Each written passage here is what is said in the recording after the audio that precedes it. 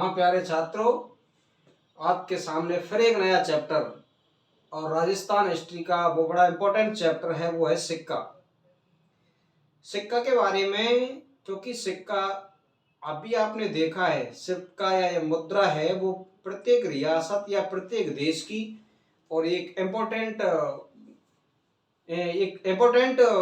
जो अर्थव्यवस्था को दर्शाने के लिए इम्पोर्टेंट क्या होता है, तथ्य होता है। प्राचीन समय पर रियासतों ने भी सिक्के चलाए थे।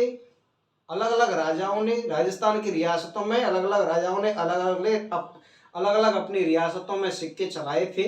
उन सिक्कों का विवरण इस वीडियो में आपको कराया जा रहा है। तो सभी छात्रों को पहले तो गुड मॉर्निंग और गिरिराज महाराज की जय और राम राम सा। तो देखते हैं सिक्कों के बारे में। तो ये जो सिक्कों का अध्ययन है, तो पहले तो ये आता है कि वो कौन सी शाखा है जिसमें सिक्कों का अध्ययन किया जाता है, ऐसी कौन सा शास्त्र है जिसमें सिक्कों का अध्ययन किया जाता है। तो वह शाखा जिसमें सिक्कों का अध्ययन किया जाता है वो कहलाती है न्यूमेटिक शास्त्र। इसमें सिक्कों का जो जितने भी सिक्के प्राचीन मिले हैं, उनके भारत में के अंदर या जितने भी यहाँ सिक्कों का जो खजाना मिला है, उन सभी को जो एक शास्त्र बनाया गया, उनकी जानकारी मिलती है सिक्कों की, वो मिलती है न्यूमेटिक शास्त्र में। बात करें तो सबसे पहले इन सिक्कों पर अध्ययन किसने किया है, तो सबसे पहले सिक्कों पर अध्ययन करने वाला एक विदेशी था जिसका नाम था केन। केन ने कब 1893 में और एक अपनी पुस्तक लिखी और उसमें पुस्तक में प्रत्येक सिक्कों का अलग अलग विवरण किया है कि यह सिक्का कौन सी रियासत में चलता था और कौन से राजा ने चलाया था, कौन से काल का था।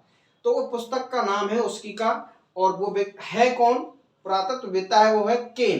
केन ने कौन सी अपनी पुस्तक द करेंसीज, तो ध्यान रखना करेंसी मतलब नोट, नोट मतलब सिक्का, तो currencies of the Hindu state of Rajputana पुस्तक में उन्होंने सिक्कों के बारे में क्या किया है, अध्ययन किया है, सिक्कों के बारे में जानकारी दर्शाई है। बात करें तो भारत में जो प्राचीन सिक्के चलते थे उनका नाम क्या है, तो भारत में जो प्राचीन सिक्के चलते थे उनको आहत या पंचमार्क के नाम से जानते थे। जो मुख्यतः बने होते थे चांदी के, जो ये मुख्यतः ये सिक्के थे, ये सिक्के आहत या पंचमार्क, ये जो सिक्के बने होते थे वो मुख्यतः किसके बने होते थे, चांदी के। कई बार प्रश्न आया है कि ये सिक्के किसके बने होते थे, तो ये कौन सी धातु के, चांदी के बने होते थे। नाम था आहत। 5 प्रकृति के चिन्ह थे, इसलिए इसे कहा गया पंचमार। इस सिक्कों पर 5 प्रकृति के चिन्ह, मछली, हाथी, बैल, अर्धचंद्र, पेड़ आदि के चित्र होने के कारण इसको पंचमार्क सिक्का कहा जाता था। साहित्य में इन सिक्कों को कासारपण के नाम से जाना जाता है। नाम है कौन सा, आहत। साहित्य में इनको क्या, किस नाम से जाना जाता है, कासारपण के नाम से जाना जाता है। राजस्थान में आप एक चीज ध्यान रखना कि आहत और सिक्के हैं, इन पर तिथि व लेख अंकित नहीं थे। ना तो पता था कि ये कौन सी तिथि के हैं, ना ये लेख अंकित था ये कौन से राजा ने चलाए थे। परंतु तिथि वाले सिक्के भारत में या राजस्थान में कब चले, इसका आगे विवरण। परंतु आपको ये ध्यान रखना है, आहत सिक्के राजस्थान में सर्वाधिक कहाँ मिले हैं, तो आहत सिक्के राजस्थान में जब खुदाई हुई है सर्वाधिक, तो खुदाई होने पर जो सर्वाधिक सिक्के मिले हैं वो टोंक में एक रण स्थान है, वहां पर ये खुदाई में मिले हैं। रैंड जो सभ्यता विकसित हुई वो ढील नदी के किनारे विकसित हुई। इस सभ्यता में खुदाई में और बहुत सारे सिक्के मिले, पंचमार सिक्के। कितने सिक्के मिले हैं, 3075 सिक्के मिले। इसलिए रैंड टोंक को सिक्कों की मुद्रा के आधार पर ज्यादा सिक्के मिलने के कारण रैंड टोंक को प्राचीन भारत का टाटा नगर कहा जाता है। ये सिक्कों की मात्रा के आधार पर इसको कहा गया प्राचीन भारत का टाटा नगर। आगे बात करें, भारत में सर्वप्रथम और सोने के सिक्के किन्होंने चलाए थे, तो एक तो ये लेख युक्त नहीं थे, आज सिक्के इन पर लेख अंकित नहीं था। लेख युक्त सिक्के भारत में किन्होंने चलाए हैं, यूनानियों ने चलाए। किसने चलाए, यूनानियों ने, जिन पर लेख अंकित था। सर्वप्रथम भारत में लेख जो लिखे हुए थे उन सिक्कों पर, वो किसने चलाए, यूनानी शासकों ने चलाए।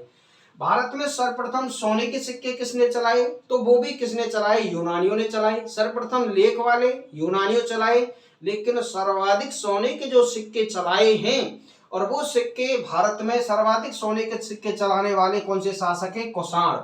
इन कुषाण शासकों ने सर्वाधिक भारत में विशेष मात्रा में सोने के सिक्के चलाए, और सर्वाधिक सिक्का चलाने वाला जो शासक था उसका नाम है बिम्बकडफिसस। बिम्बकडफिसस ये शासक कुषाणों का था। इसने सर्वाधिक मात्रा में भारत में क्या चलाए? सोने के सिक्के चलाए। बात राजस्थान की करें, ये भारत के संदर्भ में हो गया। बात राजस्थान की करें तो राजस्थान में सर्वप्रथम जो सोने का सिक्का चलाया था वो चलाया था बप्पा रावल ने। बप्पा रावल ने एक शिलालेख मिला है, मानमोर शिलालेख। मानमोर शिलालेख पर लिखा हुआ है चित्तौड़गढ़ दुर्ग का निर्माण मौर्य शासक चित्रांग मौर्य ने करवाया। और उसी शिलालेख पर लिखा हुआ है कि बप्पा रावल ने और किसको? मौर्य राजा मान मौर्य को पराजित कर और मेवाड़ या चित्तौड़ पर क्या किया था? अधिकार किया था।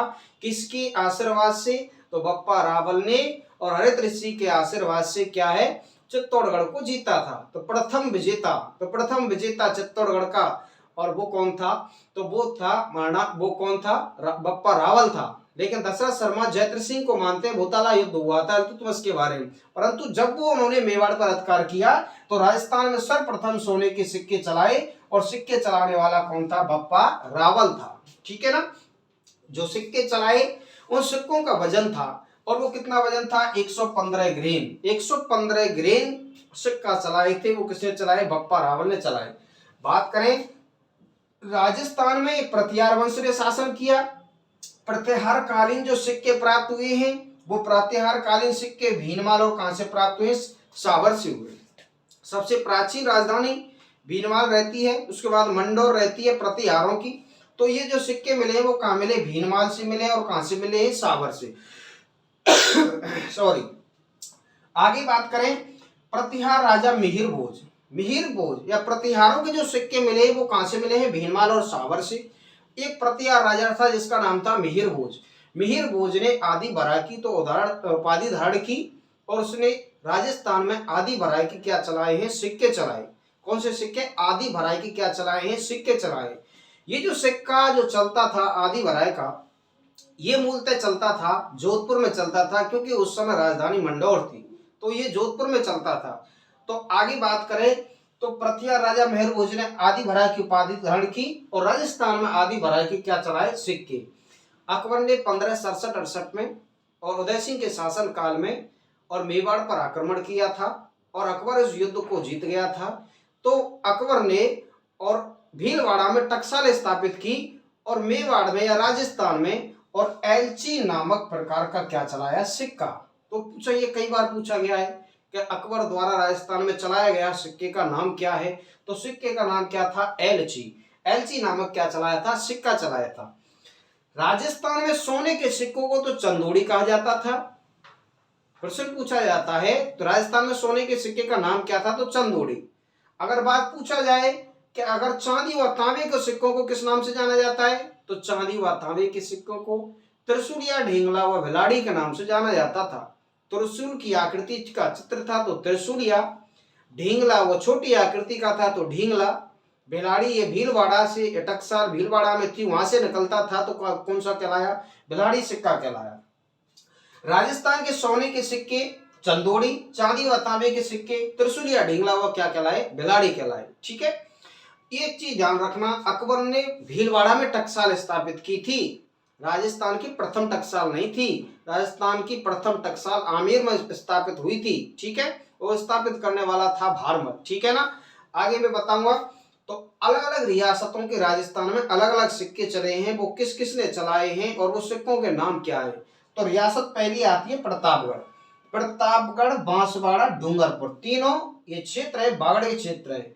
इन तीनों में सिक्का एक ही प्रकार का चलता था। सिक्के का नाम है सालिम शाही। और ये तीनों सिक्का प्रतापगढ़, बांसवाड़ा, डूंगरपुर, ये कहाँ चलता था? इन रियासतों में सिक्के का नाम क्या है? सालिम शाही। आगे की बात करें जोधपुर में जो सिक्का चलता था, एक तो चलता था गदिया फदिया, सिक्के का नाम है गदिया फदिया सिक्का। दूसरा है आदि भरा, मैंने भी बताया था वो सिक्का आदि भरा जो चलता था वो जोधपुर में मंडौर में चलता था।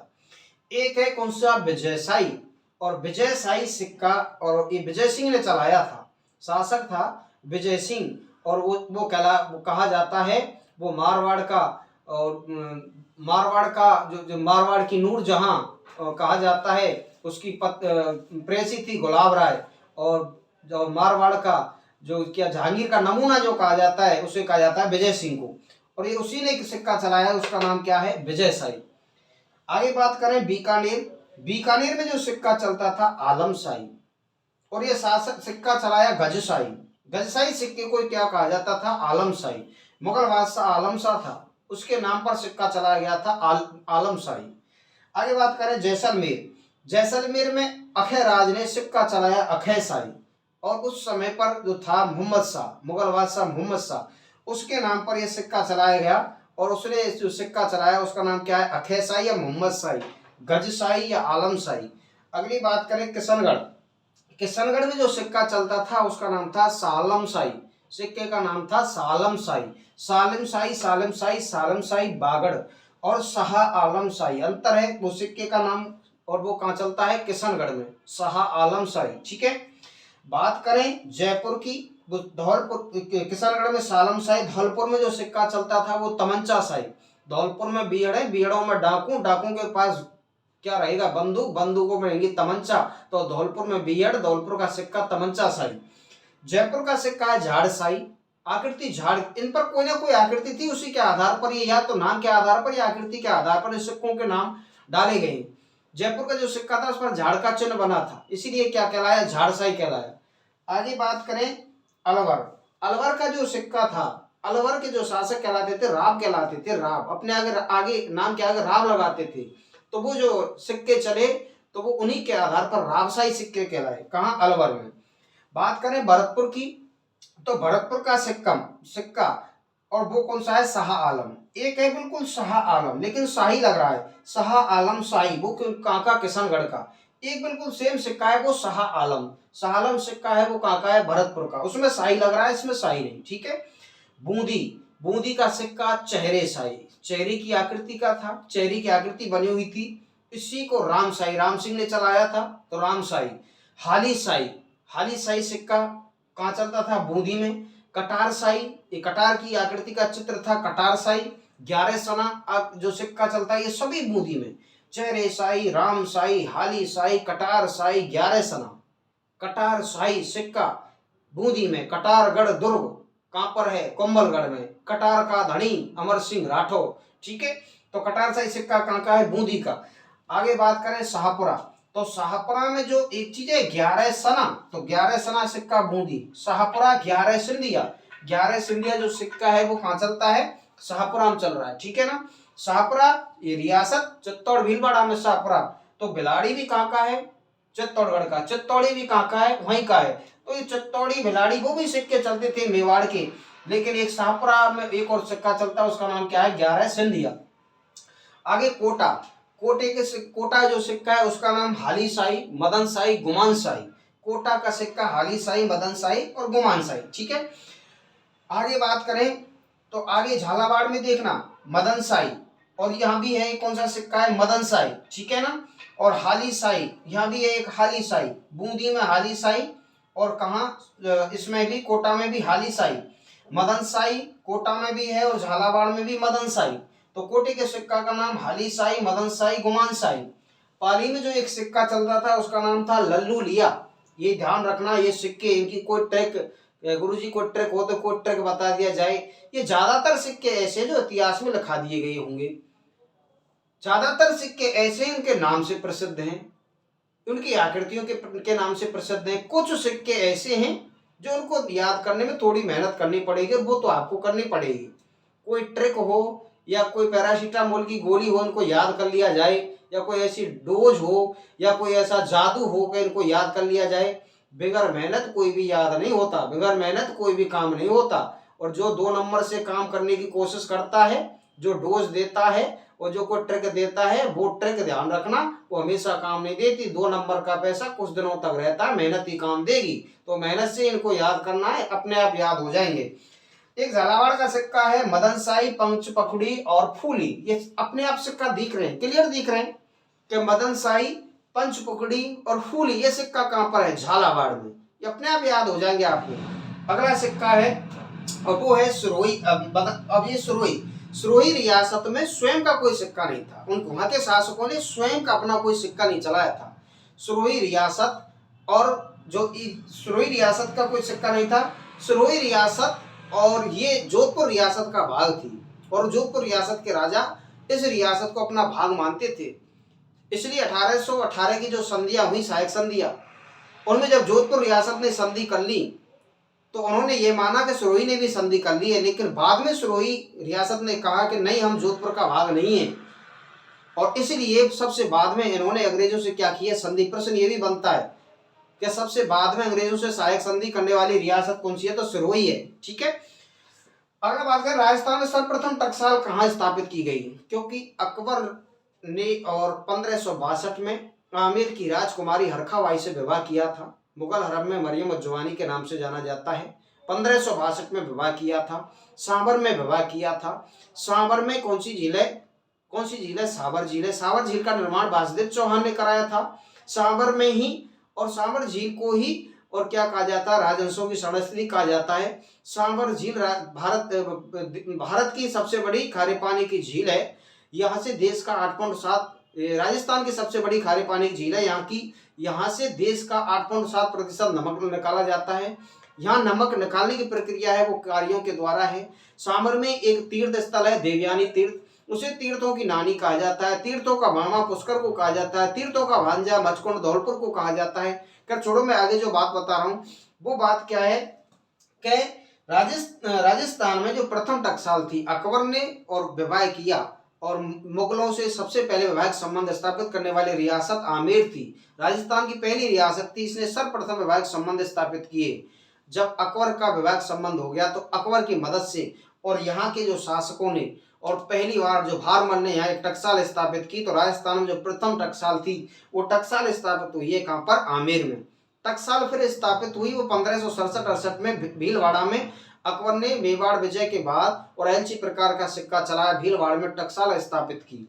एक सिक्का था, वो सिक्का था गदिया फदिया। एक प्रश्न आपको दिख रहा है कि ऐसा कौन सा सिक्का था वो हर रियासतों में चलता था, और वो सिक्का था कौन सा, गदिया फदिया। ये प्रश्न भी कई बार आया है कि ऐसा कौन सा सिक्का था जो पूरी रियासतों में चलता था, और वो सिक्के का नाम क्या है, गदिया फदिया सिक्का। ठीक है, तो एक बार इसको पूरे को स्क्रीनशॉट ले लिया जाए। स्क्रीनशॉट लेके बस मैं 2 मिनट में इसको रिवाइज कराऊंगा। स्क्रीनशॉट ले लेना, और इसको स्क्रीनशॉट लेने के बाद और आराम से अपने तरीके से इसको कॉपी में बढ़िया तरीके से नोट्स बना के इसको लिख लेना। और यदि अगर कभी भी जब भी याद आए तो गुरुजी का वीडियो चला के इसको समझ लेना, और स्क्रीनशॉट ले लिया हो तो इसको मैं समझाता हूँ। तो देखना 2 मिनट में। सिक्कों का अध्ययन क्या कहलाता है, न्यूमेटिक शास्त्र कहलाता है। भारत के और राजस्थान के प्राचीन सिक्कों को आठवां पंचमार से जाना जाता था। सिक्कों पर सर्वप्रथम केन ने अपना क्या किया था, इस पर अध्ययन किया था। 1893 पुस्तक लिखी the currencies of the Hindu institute of Rajputana. हाथ सिक्का मुख्यतः चांदी का बना होता था।